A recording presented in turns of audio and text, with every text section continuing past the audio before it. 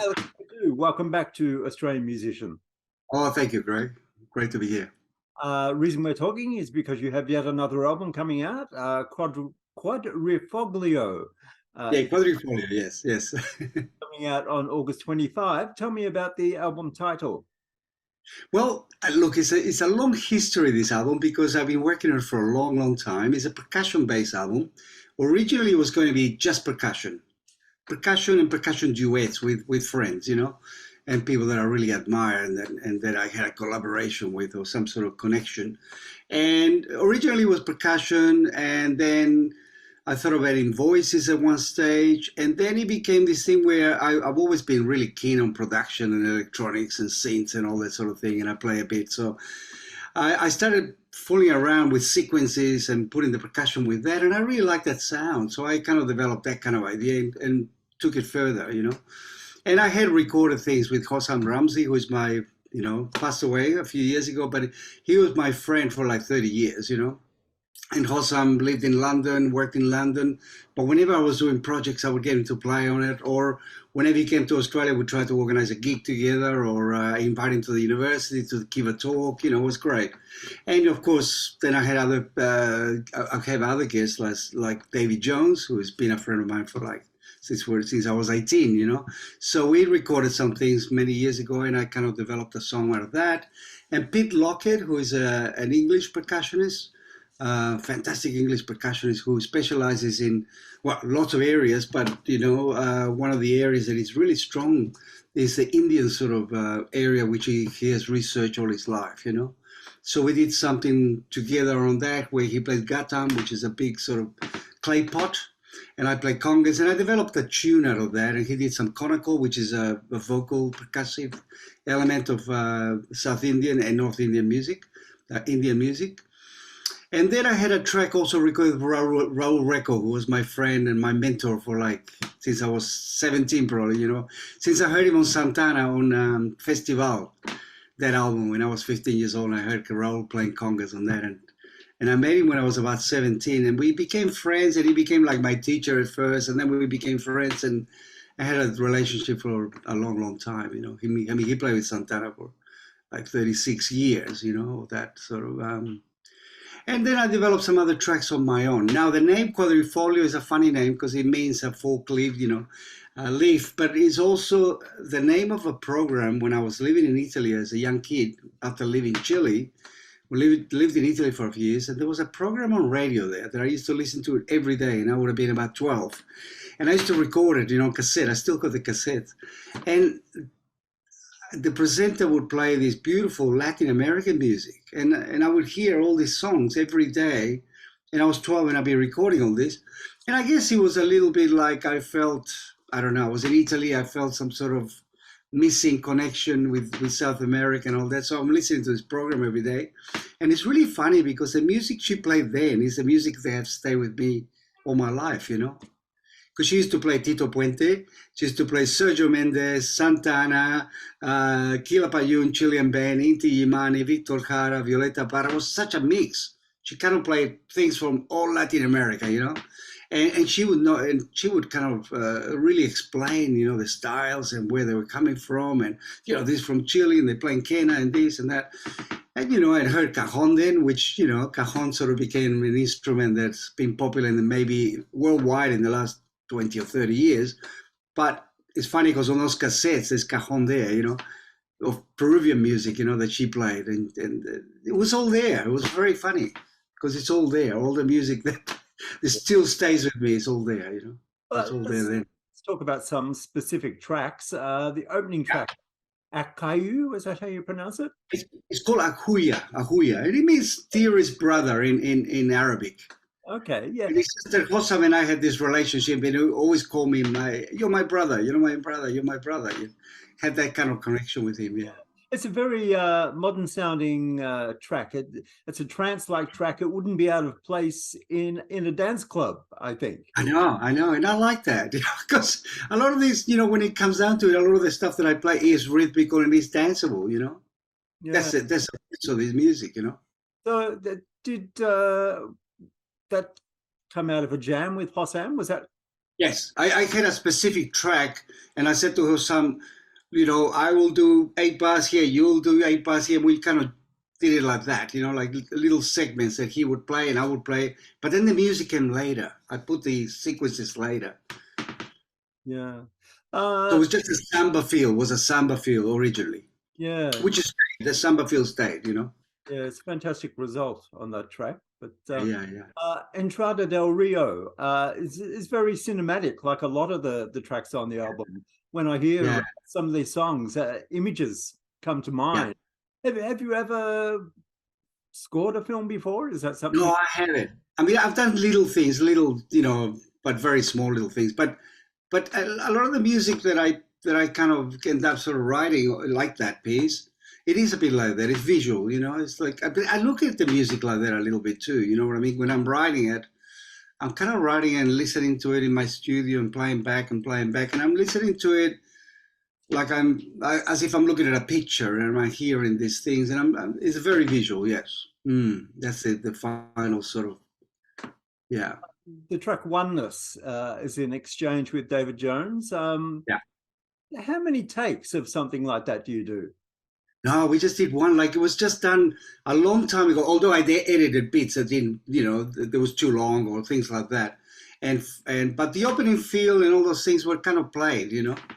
But the music came later, so I wrote a tune to it.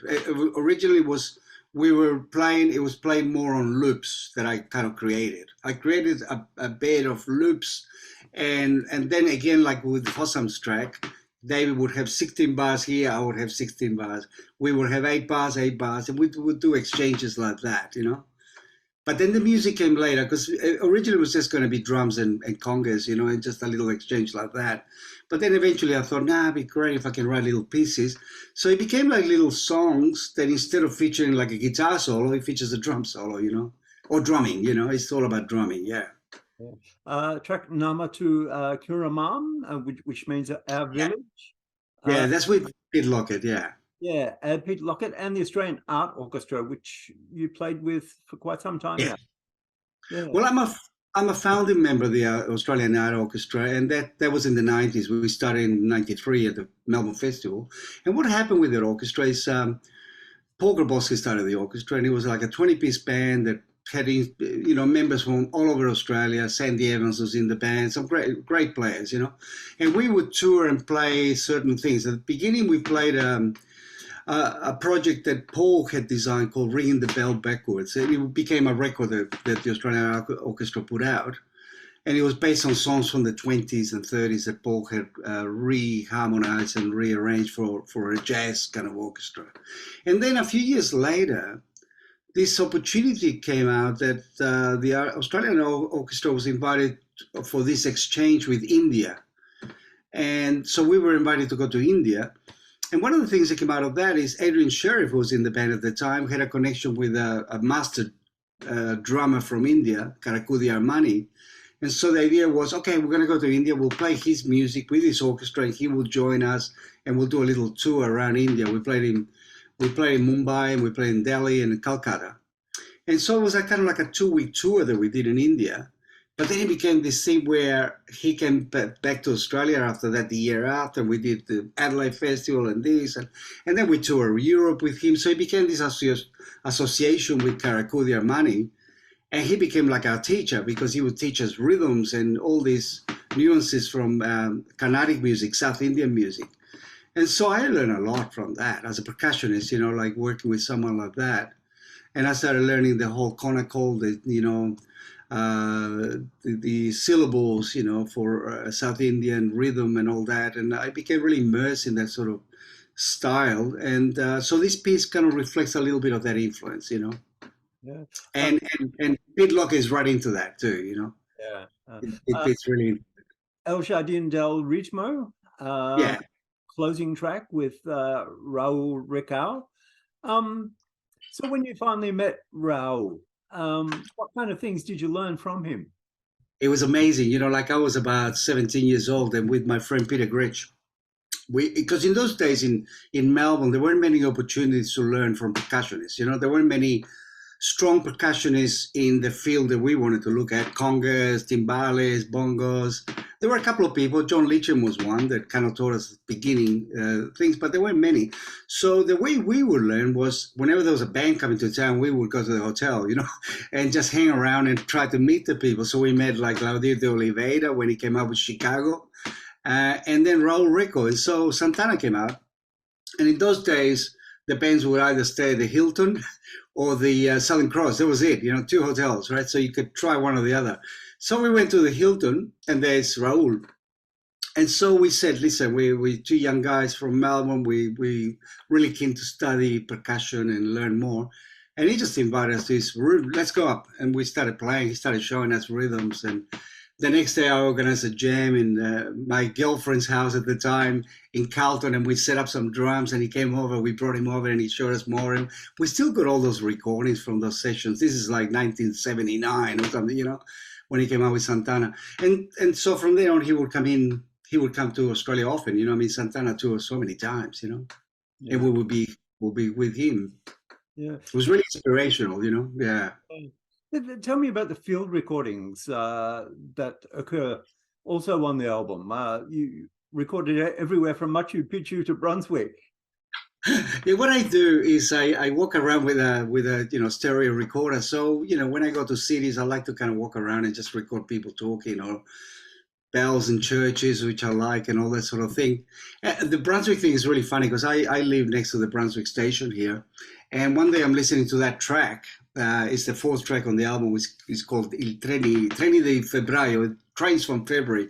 And I'm listening to my track, and I'm hearing this thing, ding, ding, ding, and I'm thinking, wow, that sounds good. But it was actually the train. But it kind of fitted with the track so well that I went down there and started recording signals and trains, in the station. But also when I was in Italy, I started recording some trains when I was traveling and put them all in. It actually kind of creates a sort of atmospheric ambient sort of sound, which I like. Yeah. So yeah, sorry, I was going to say there's one track where I recorded a whole lot of stuff in Santiago, Chile, when I went there, and it was just recording on the streets, at football stadiums, anywhere, Yeah. Yeah. Tell me about the main percussion gear that you used on the album. Percussion, well, congas, berimbau, which I like, is a bow from Brazil. Canjira, which is a little frame drum from South India. I like to play that. I like to play the udu, which is the clay pot. But also I like to play some other things like the mbira, which is like a South African thumb piano they call sometimes. Marimba vibes. I like all those kind of melodic instruments of percussion as well. So those are the main parts, and of course little things like shakers, tambourines that kind of enhance the sound, Yeah. And that's been my life in a way, recording and doing that kind of thing, Yeah, you've appeared on so many recordings. What have you Yeah. learned? What have you learned about recording percussive instruments?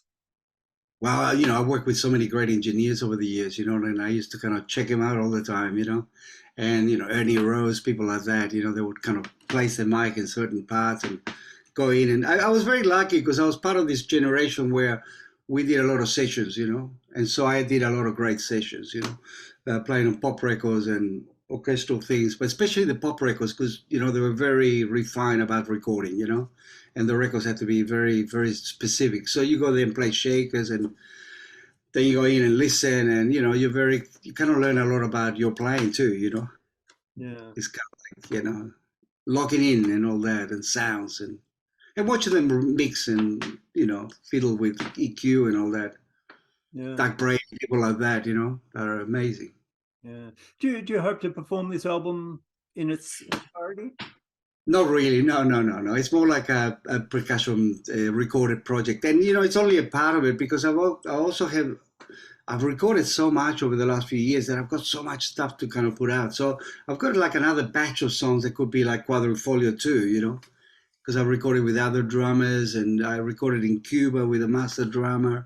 So I have a lot of other material. I have other tracks that I've also recorded with Hossam for a percussion kind of project.